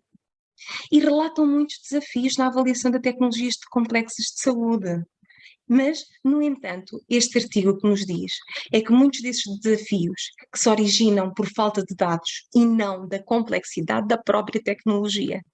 E à medida que o desenvolvimento destas tecnologias complexas continua a crescer, surge a necessidade de uma solução para a falta dos dados, que significa qualidade, porque aumenta a importância. Mais uma vez voltamos ao que disse a colega Cecília. Portanto, nós precisamos de pesquisas futuras que tentem melhorar a qualidade dos dados, que possam focar no alinhamento e que possam servir de modelo para muitos países. Para tecnologias futuras. Bom, passamos então, senão nunca mais me calava. Em termos de considerações finais, entendemos, e creio que ninguém tem dúvidas, que a função do engenheiro clínico no ambiente hospitalar são de extrema importância. Portanto, o ambiente hospitalar é um ambiente complexo e diverso. Tem profissionais de diferentes áreas, dentro da saúde, tem protocolos, tem sistemas, tem tecnologia, tem máquinas, que convergem num objetivo comum. Qual é? O atendimento ao paciente.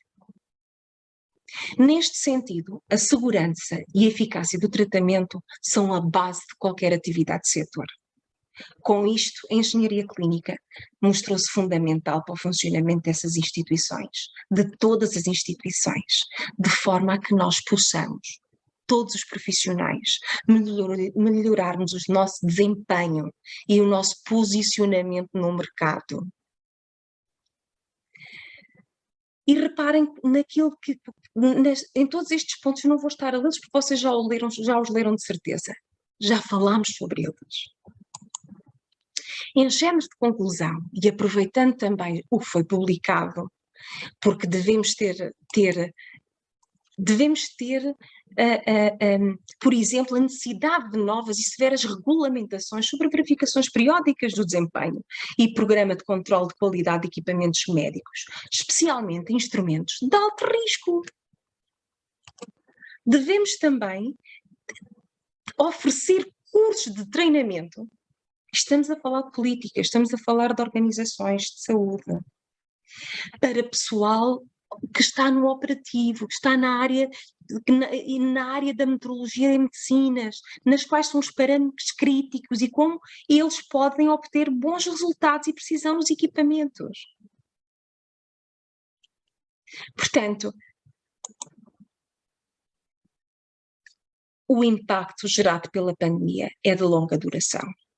E espero que esta reflexão vos faça muito sentido. A gestão atualmente de tão sofisticada tecnologia médico-hospitalar, com iniciativas adequadas como a garantia da confiabilidade metrológica, tem como profissional-chave o engenheiro clínico. Muito obrigada pela vossa atenção. Muito bom, excelente, Ana Paula. Gostaríamos de agradecer a todos e fazendo uma reflexão do que nós discutimos aqui. A Cecília trouxe aí todo o histórico, né, Cecília, da robótica, que não volta mais, como o Elcio disse, dá até medo hoje, né, do que estamos. Ele apresentou ali também uma evolução desde um pequeno robô até um robô que melhora a performance e aí os resultados assistenciais desses pacientes pós-cirúrgicos, né? E também a questão que a Ana Paula fala, ela fala muito sobre ok, estamos evoluindo, mas como? Onde que estão esses dados? Né? Cadê essas publicações?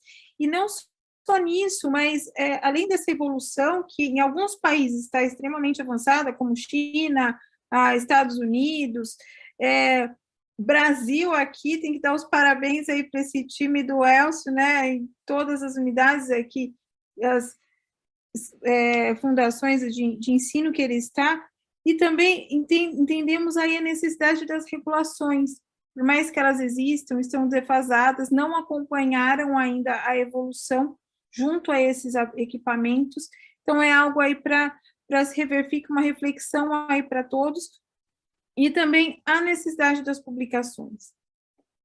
Quem dera se pudéssemos fazer os treinamentos como o Elcio mostrou ali, né? Quem for o melhor capacitado está aqui, vai você que nós vamos poder, mas não é dessa maneira que funciona. Excelentes apresentações, parabéns, muito obrigada ao tempo de vocês estarem aqui dispostos a apresentar um pouco daquilo que vocês trabalham aí no dia a dia. Seu Celso, por favor.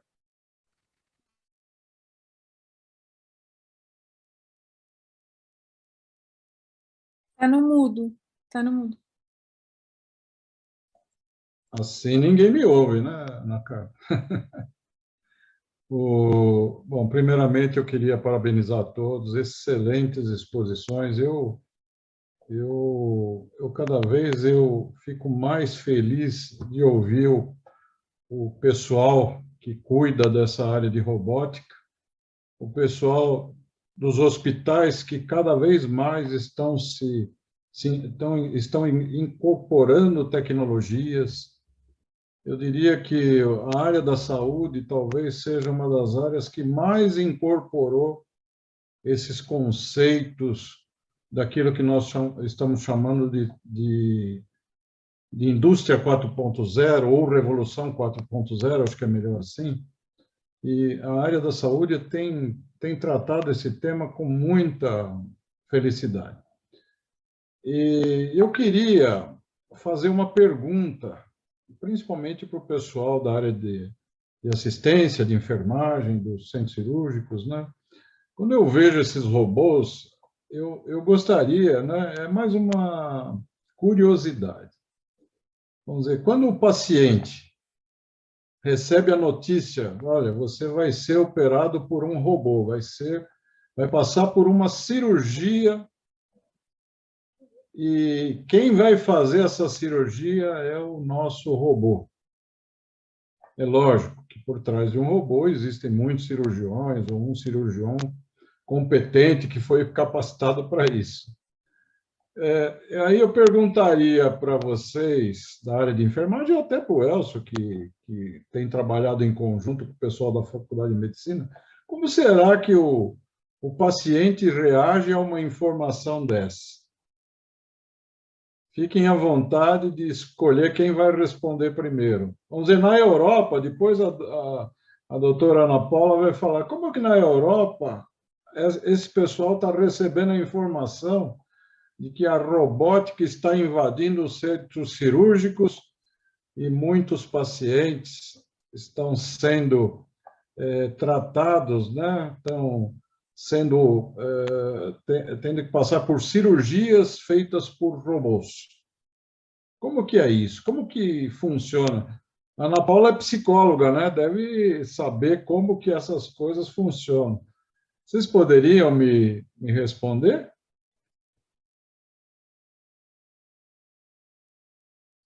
Não tem? Fique à vontade. Posso começar a responder. É curioso, é uma pergunta muito boa, porque é bem curioso que a gente vê que tem vários perfis, né, de pacientes, e geralmente o paciente, hoje a procura está muito intensa, inclusive as operadoras de saúde estão buscando melhoria nos planos, nos pacotes, para cada vez mais melhorar para o paciente ter acesso a essa tecnologia do robô, né? Mas é interessante que quando o paciente ele chega no centro cirúrgico, ele entra na sala, ele fala, eu quero ver o robô, eu quero ver onde que está o robô. Então, ele senta, às vezes a gente senta ele olha o robô, mas mas onde está o meu cirurgião? Onde ele vai ficar? E a gente explica onde que ele vai ficar sentado, que ele vai, aí mostra os braços. Então, tem pacientes que têm muita curiosidade em saber toda essa tecnologia ali no momento.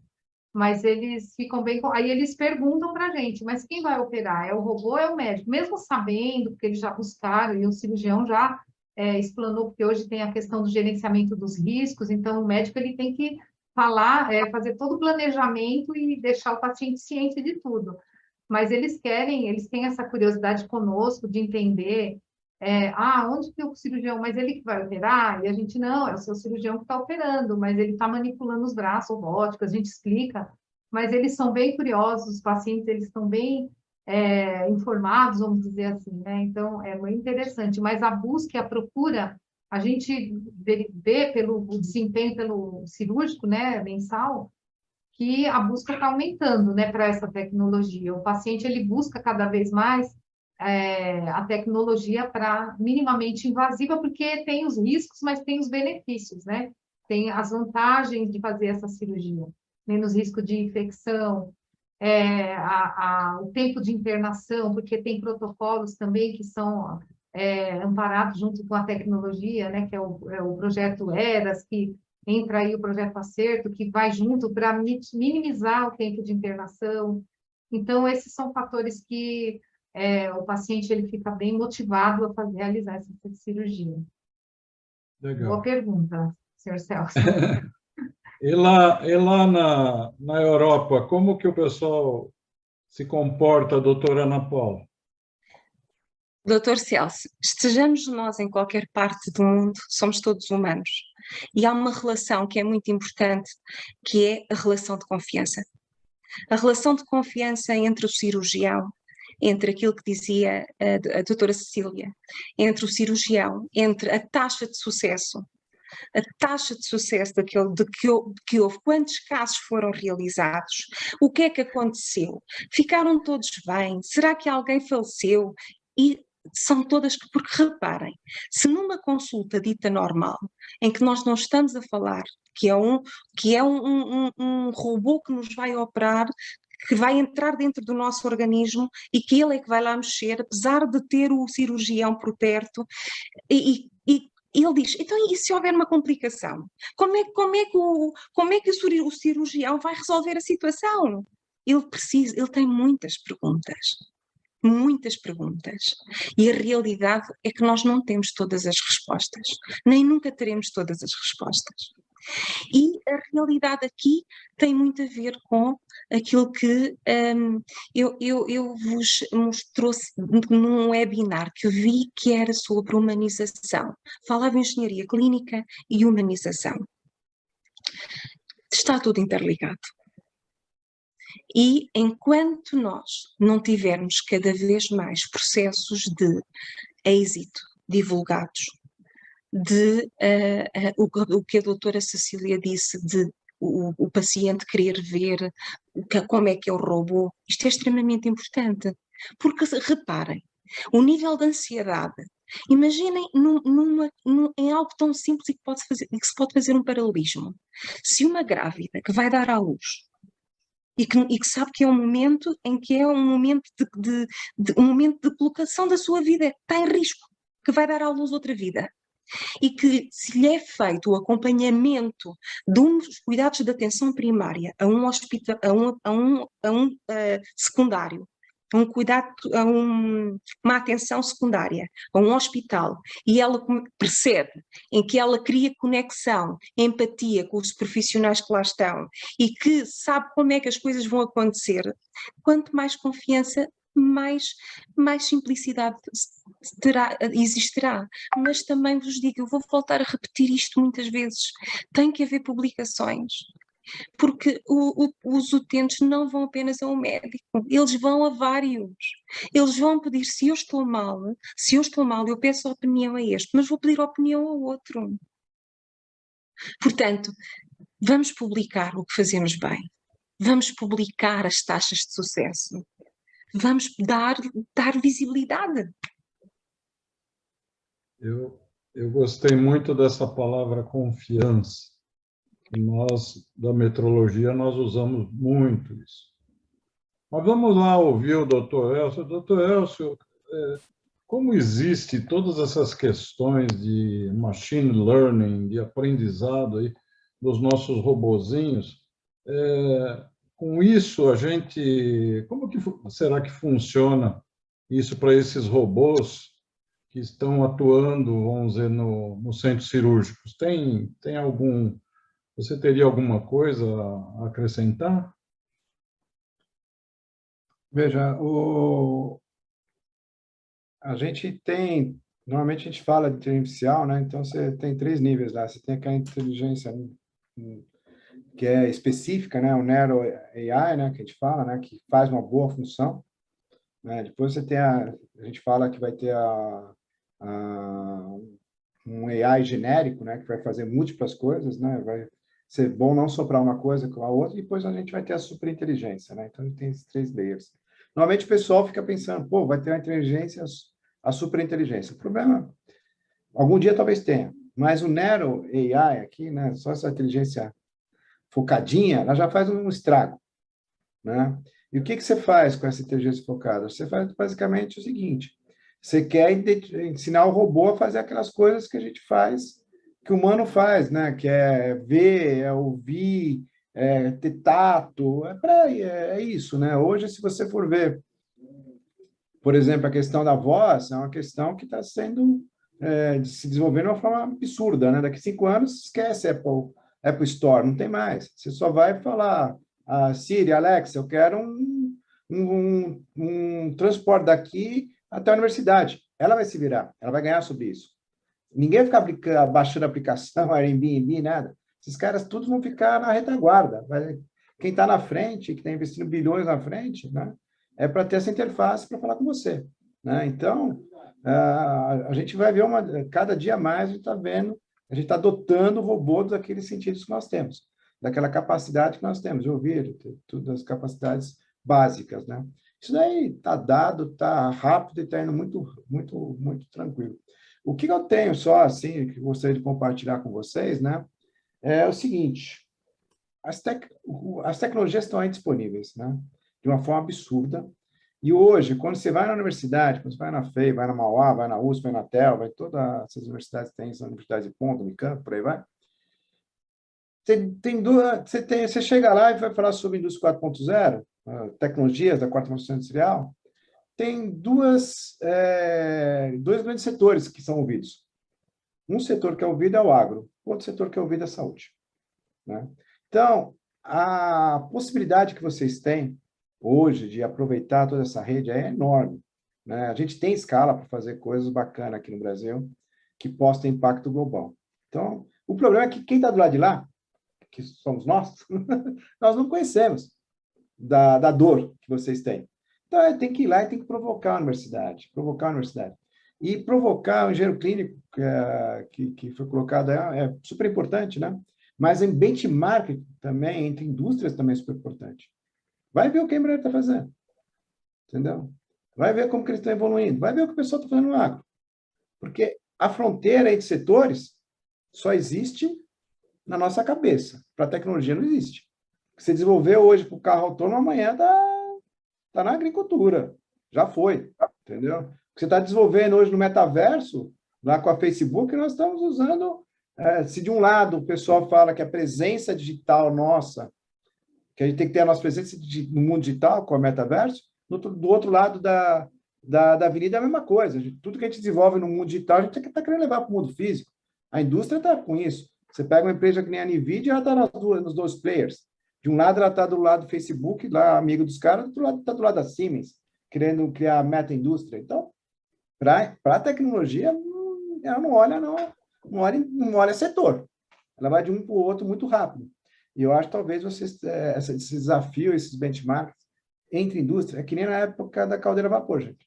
Você vai lá, bota na tecelagem, bota no barco, bota na ferrovia e vai embora. Você vai botar no hotel, vai botar onde for. É nisso que nós estamos falando. Então, vocês têm a faca e queijo na mão de provocar as universidades. Tem o Senai aí, que é uma estrutura absurda. Tem a Embrapi, que é uma estrutura absurda. Os planos de saúde, que nem foi colocado aqui. A gente tem como... Pode trazer eles. Talvez eles não estejam enxergando a oportunidade que eles têm. Do lado de lá, está sendo bombardeado todo dia. Tem gente que está querendo usar a indústria lá para eletrificação, tem gente que está do nosso lado aqui, do lado da engenharia, todo dia estão batendo na porta com milhares de aplicações. Mas escala é na saúde. Escala é na saúde. Então, vocês têm a faca. Muito bom. Ana, acho que temos uma pergunta ali no QIA, você chegou a ver? Para Ana Paula. Parabéns, Ana Paula. E, por favor, essa pergunta é do Eduardo Garcia. Ele fala, por favor, considerando a importância da incerteza de medição, como é repassado aos profissionais de saúde e como influenciam na prática dos atendimentos e diagnósticos? Excelente pergunta, Eduardo, e assustadora. De certeza que sim, de certeza que sentiu falta de confiança e medo. Vamos às partes mais simples. Começaremos pela parte da pressão arterial. O Eduardo, de certeza que deve ter em casa um aparelho de avaliação de pressão arterial, certo? E o que acaba por acontecer é que os materiais que estão no hospital, muitas vezes, quando a sintomatologia não está concordante com o resultado que o aparelho dá naquele momento, o que acaba o profissional fazer é repetir novamente a pressão arterial, repetir novamente o processo. Devo dizer que não existe nenhum processo em que os dados saiam exatamente iguais. Cada medição é uma medição com valor único, mas aproximado. Então, se nós temos um aparelho que estamos nos cuidados na atenção primária e temos um aparelho em que precisamos de perceber se a dor de cabeça que o Eduardo tem, por exemplo, é uma dor de cabeça que tem como origem um aumento da pressão arterial, nós vamos repetir esse procedimento, repetimos 2, 3 vezes se for necessário. E vamos fazer por média. Se dois destes valores realmente são os 2 valores que estão realmente mais aproximados e que são aqueles que estão mais elevados comparativamente com o outro, é porque houve uma falha no outro e realmente o Eduardo necessita de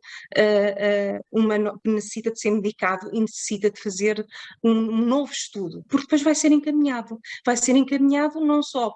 Eu, quando falo em cuidados de atenção primária, são cuidados de atenção primária que deveriam ter em termos políticos. E isto é muito importante o que o Eduardo perguntou, porque em termos organizacionais e políticos deveriam ter um investimento muito maior do que aquilo que têm. E porque são de promoção e de prevenção. O que acabaria por acontecer, Eduardo, é que o Eduardo iria fazer mais exames passados pelo médico, possivelmente iria a uma consulta de despiste de hipertensão e seguiria um curso. E por isso nós dizemos, temos um aumento de custos. Quando não temos um engenheiro clínico, quando não temos não temos aparelhos calibrados. Ou seja, o Eduardo iria fazer uma série de exames que poderiam ser desnecessários, que poderiam desgastá-lo menos em termos emocionais e que também exigiria menos dinheiro dos contribuintes. Obrigada, Eduardo. Excelente pergunta. Espero que tenha gostado da resposta. Ana Carla, se você me permite, eu vou fazer mais uma intervenção e aí nós vamos começar a pensar nas considerações finais e no encerramento desse painel, porque nós vamos ter uma palestra muito legal. Eu coloquei o link aí, doutora Ana Paula, no chat tem o link depois. A senhora poderia, já está convidada a participar, aliás, do evento todo, mas essa é uma palestra interessante do nosso colega do Hospital das Clínicas, aqui de São Paulo, que vai falar sobre o diagnóstico por meio de análise de imagens radiológicas e inteligência artificial, que é o RAD-VID-19. Ele foi desenvolvido, até onde eu sei, nesse período da pandemia, da Covid, né? Aliás, eu aproveito a oportunidade para falar que eu gostei muito de ouvir tudo isso que vocês falaram em termos de robótica aplicado com essas aplicações no leito das pessoas, como recolher os resíduos, o lixo ali do lado. Eu estou vendo que a coisa está avançando rapidamente. E isso é muito importante, né? E isso faz com que os procedimentos tenham uma participação bastante significativa do nosso mundo dentro da rede metrológica, que é a metrologia, né? Eu ouvi aí nas palestras de vocês falarem em certeza de medição, calibrações, a importância de se calibrar. Isso tudo é uma grande evolução. Então, eu acho que nós temos muito ainda a fazer, né? Mas nós já avançamos bastante. Pelo que vocês estão registrando aqui nesse nosso evento, apresentando, né, com dados importantes, a metrologia, de fato, é algo que faz parte de todo esse mundo. E sem a metrologia, com a confiança que a gente obtém por meio de uma metrologia feita em alto nível, a gente vai conseguir bons resultados e, com certeza, lá na ponta, né, nós vamos ter uma segurança efetiva nos trabalhos junto aos pacientes. Esse eu acho que é o ponto importante dessa discussão. Então, Ana Carla, eu passo a palavra para você, depois nós vamos dar a palavra para cada um, né, para começar o encerramento e nos prepararmos para a próxima apresentação no link que está ali no chat, que eu gostaria de convidar todos vocês, porque é uma palestra muito legal. Ana. Primeiramente, muito obrigada, senhor Celso, por todo o evento aí, toda a estrutura do evento, os convidados. As palestras foram excelentes, agradecemos muito aí o tempo de vocês, as discussões foram maravilhosas. Elcio pode ter certeza que nós vamos te procurar, porque ideias não faltam, né? E nós não só aí na assistência, mas também na gestão aí de processos, na visão, trabalho à distância, né, com essas instituições, isso é muito importante. Então, parabéns, muito obrigada a todos. E aí, senhor Celso, podemos aí seguir para o encerramento. Eu gostaria de passar a palavra para cada um dos nossos palestrantes, né? Foram palestras tão interessantes, tão importantes para esse mundo, né, que é o mundo da assistência, das parcerias com a engenharia clínica, as parcerias com os grupos de enfermagem, com os médicos. A minha maior alegria é quando eu ouço, vamos dizer, que tanto para o desenvolvimento, né, que foi dito pelo Elcio, como para os trabalhos que acontecem no dia a dia nos hospitais, eu fico muito feliz que esse pessoal todo anda conversando bastante. Sim. Quem tem a ganhar somos todos nós, usuários do sistema de saúde. Então, eu passo a palavra vamos começar com o doutor Elcio, depois nós vamos para a doutora Cecília, e aí, por final, a nossa colega que vem lá de Portugal. Eu estou tentando lembrar, Setúbal, né? Setúbal, a cidade. E para nós foi uma alegria muito grande. Quero aproveitar, viu, Ana Paula?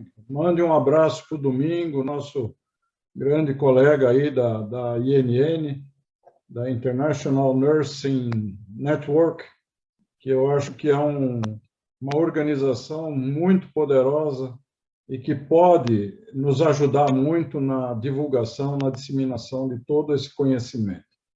Então, Elcio. Bom, eu tenho a agradecer, né, muito a oportunidade aqui de estar com vocês, né? Realmente é um setor que eu acho que tem muito a ganhar com essa questão, né? Que vai dar saltos assim absurdos e muito rapidamente, né? E convidar, né? A gente tem a disciplina lá que eu comentei, duas disciplinas, tem uma na Poli, que é Automação e Sociedade. Amanhã a gente tem uma aula com o pessoal da Vivo, né? Que a gente vai falar sobre 5G, IoT, e já vai a EUBI também, né? Internet of Body também. Então, a gente trata dos 3 temas amanhã. É o responsável pela área da Vivo. Vou deixar aqui meu telefone e também o link lá para a aula lá, né? Então, todo mundo está sempre, todas as quartas, por mais 8, acho que mais 8 quartas-feiras, a gente vai estar tratando de temas, tecnologias ligadas à Revolução 4.0 e impacto disso na sociedade, nos empregos, nos setores e por aí vai. Tá bom? Obrigado, Elcio. Contar com vocês. Doutora Cecília. Queria agradecer imensamente, é uma honra estar aqui, podendo compartilhar. Eu digo sempre que é compartilhar, porque a gente aprende muito com essas reuniões, com essas mesas, né? E na Remesp, que é a minha segunda vez, é uma grande honra. E cada vez mais, isso já explica, né? Nós já estamos aqui junto com engenheiros, junto com especialistas, né? Então, já está demonstrando o elo que a gente já está fazendo, né? Então, eu faço parte também do Comitê Robótico da SOBEC, que é a Sociedade Brasileira de Cirurgia, né? Sociedade Perioperatória.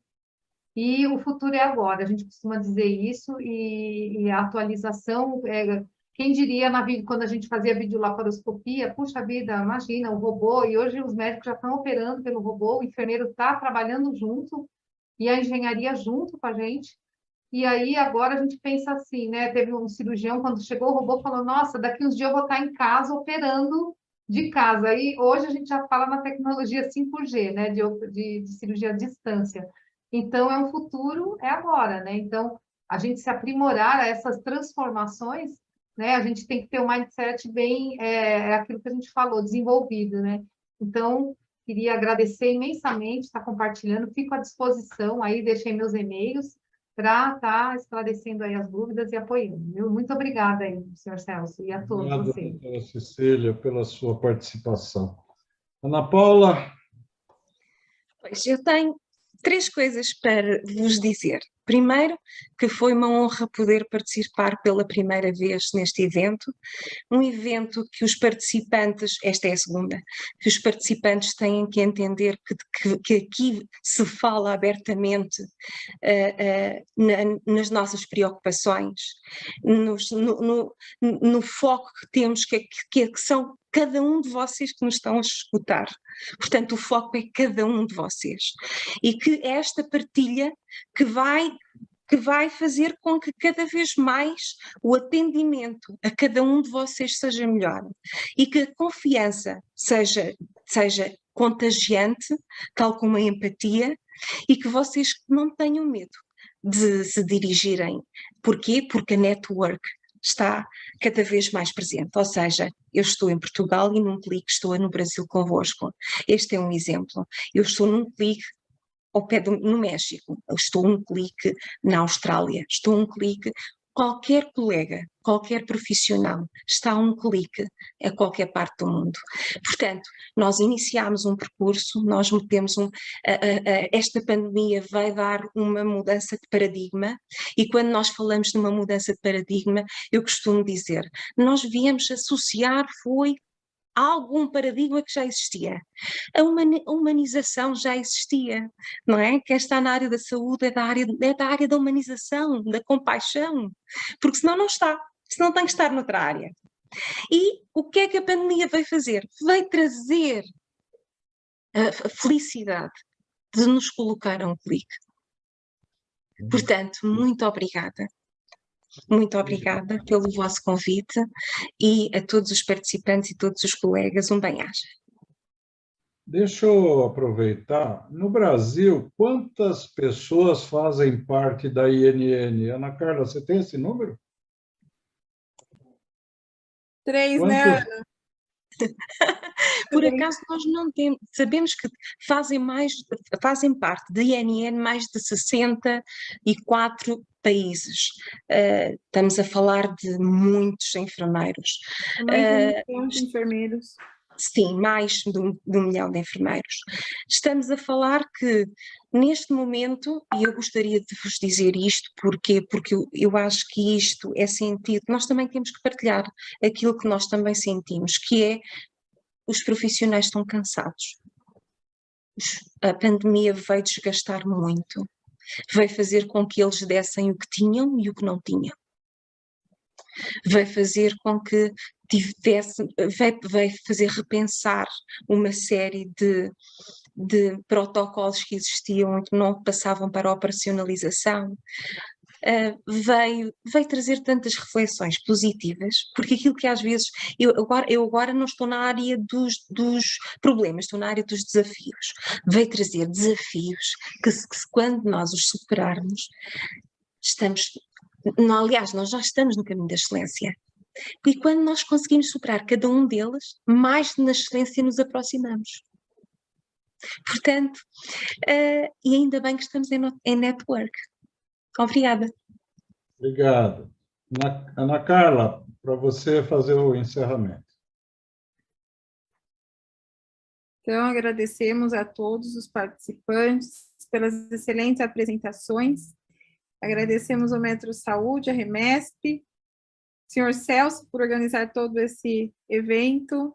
Todo ano, cada vez que passa, tem algo novo, algo diferente, né, senhor Celso?